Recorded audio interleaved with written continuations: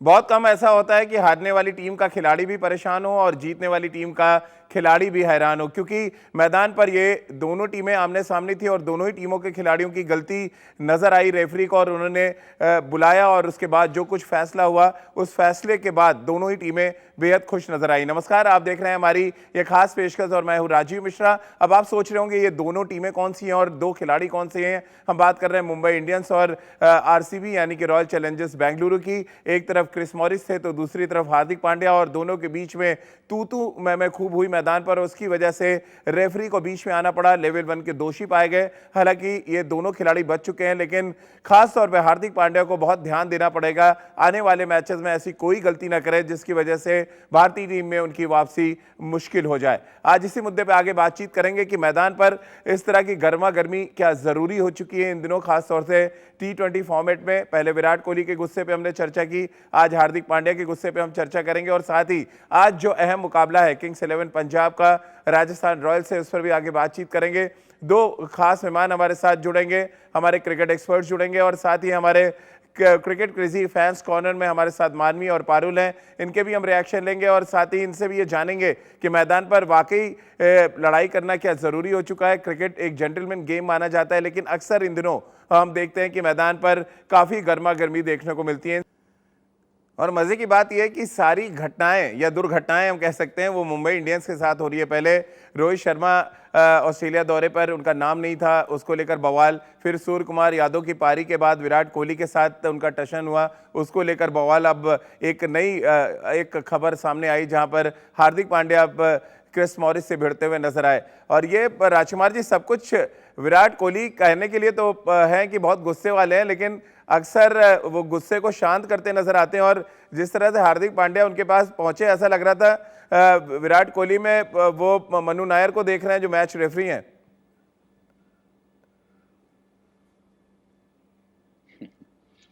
देखिए राजीव, ये gentleman game है, लेकिन ये T20 फॉर्मेट ऐसा है कि इतना फास्ट है कि इसमें जब बैट्समैन किसी फास्ट बॉलर को छक्का मारे या कुछ ऐसी बात हो तो फास्ट बॉलर भी थोड़ा इरिटेट होता है और रिएक्ट करते हैं। फास्ट बॉलर जाने जाते हैं इस रिएक्शंस के लिए।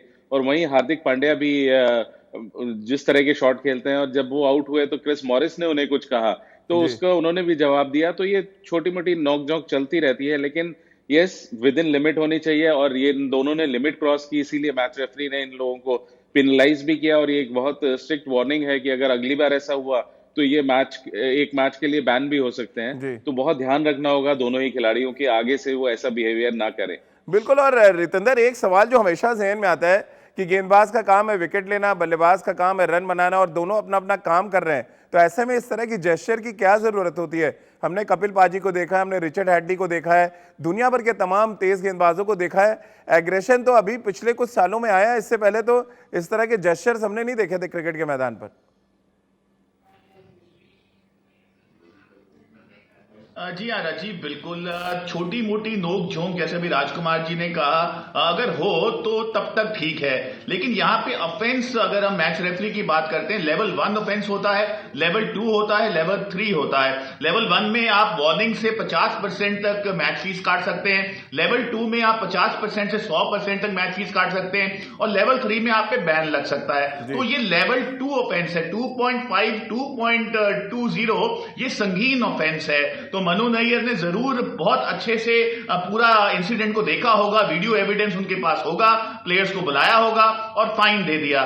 तो यहां पे जरूर सतर्क रहना होगा, क्योंकि अगर ये लेवल 3 हो जाता है तो आप पे प्रतिबंध लग सकता है। तो हार्दिक पांड्या को जरूर इससे बचना होगा, और इसकी जरूरत नहीं है। जब आपका बल्ला बोल रहा है, आपकी बॉल बोल रही है, तो अपने मुंह को शांत रखिए।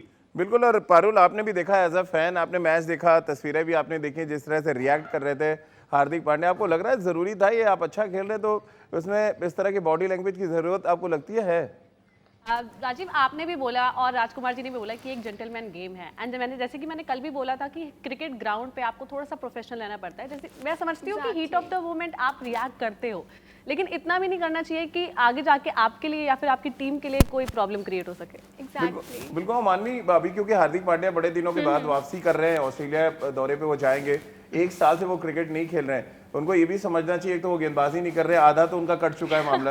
एज अ बैट्समैन उनको सेलेक्ट किया गया टीम में, अब उसमें अगर इस तरह की हरकतें रही हो, विराट कोहली के सामने आप ऐसी हरकत कर रहे हैं तो ये भी एक खतरनाक सिग्नल है। ये जैसे आपने पहले दिखाया था वो चीकू के फेवरेट हैं और उन्होंने ऐसी हरकतें की है, वैसे एक्सपेक्टेड नहीं था कि हार्दिक ऐसा करेंगे, बट जैसे हम जानते हैं कि हार्दिक बहुत ज़्यादा वो उतावले से रहते हैं, बहुत ज़्यादा बड़बोल है, बट स्टिल उन्हें थोड़ा सा कंट्रोल करना चाहिए, प्रोफेशनलिज्म मेंटेन करना चाहिए, खास करके पिच पे, क्योंकि अभी वो ऑस्ट्रेलिया के दौरे पर जाएंगे और वहाँ पे अगर वो ऐसा बिहेवियर करेंगे तो ये बिल्कुल भी एक्सेप्टेबल नहीं होगा।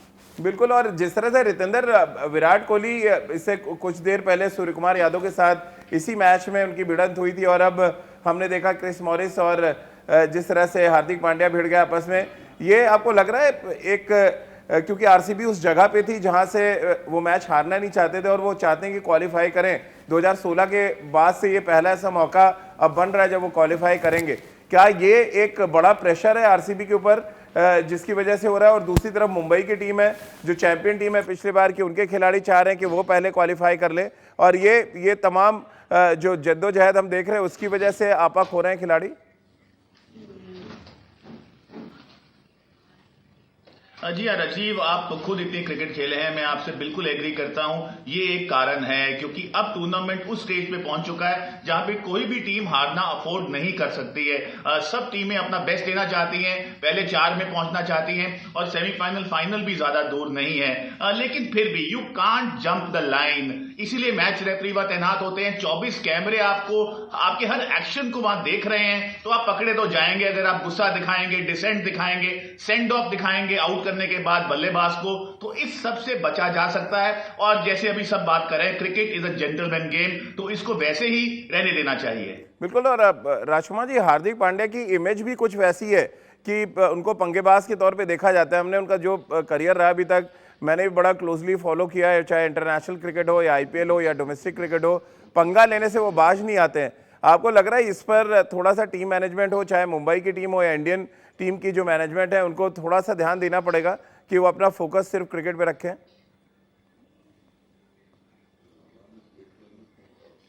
बिल्कुल, और इससे भी ज्यादा जरूरत है राजीव की वो खुद संभलें, वरना उनके लिए बहुत मुश्किलें खड़ी हो सकती हैं, क्योंकि एक बार अगर आपकी इमेज ऐसी बन जाती है कि आप लड़ाई करते हैं या किसी से पंगे लेते रहते हैं, तो वो काफी खराब होता है और उसमें आपको बहुत नुकसान ही होता है। ना आपका कप्तान आपको लाइक करता है, ना मैनेजमेंट लाइक करती है, ना सेलेक्टर्स लाइक करते हैं। तो कहीं ना कहीं जरूरत है हार्दिक पांड्या को कि वो बिंदास क्रिकेट जरूर खेलें, वेस्ट इंडियन स्टाइल को वो फॉलो करते हैं, उस तरह दिखाना चाहते हैं कि वो मैं बड़ी बिंदास क्रिकेट खेलता हूं, लेकिन कहीं भी जरूरत नहीं है कि वो जो एक थिन लाइन है बीच में उसको क्रॉस नहीं करें। आप अपना क्रिकेट को एंजॉय कीजिए, लेकिन आप बदतमीजी नहीं कर सकते हैं ग्राउंड पे, या कोई ऐसे रिमार्क्स नहीं कर सकते हैं जो दूसरे को एक्सेप्टेबल ना हो।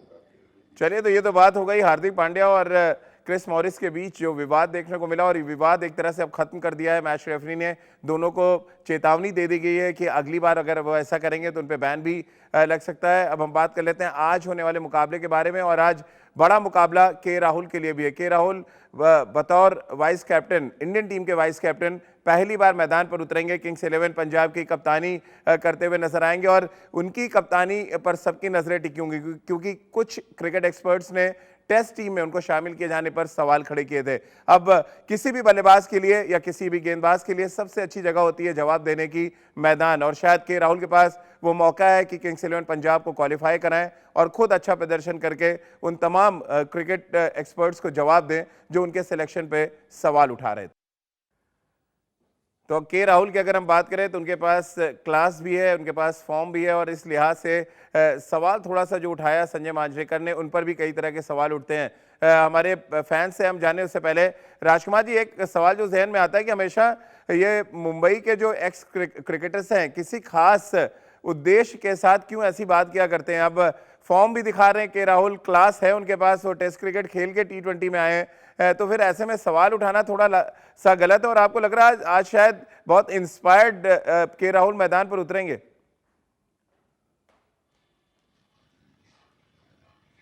बिल्कुल इंस्पायर्ड होंगे, एक शानदार खिलाड़ी हैं, बेहतरीन खिलाड़ी हैं, लेकिन संजय मांजरेकर का कहना भी कुछ हद तक ठीक है कि आप T20 की परफॉर्मेंस से आप टेस्ट क्रिकेट में किसी का सिलेक्शन नहीं कर सकते।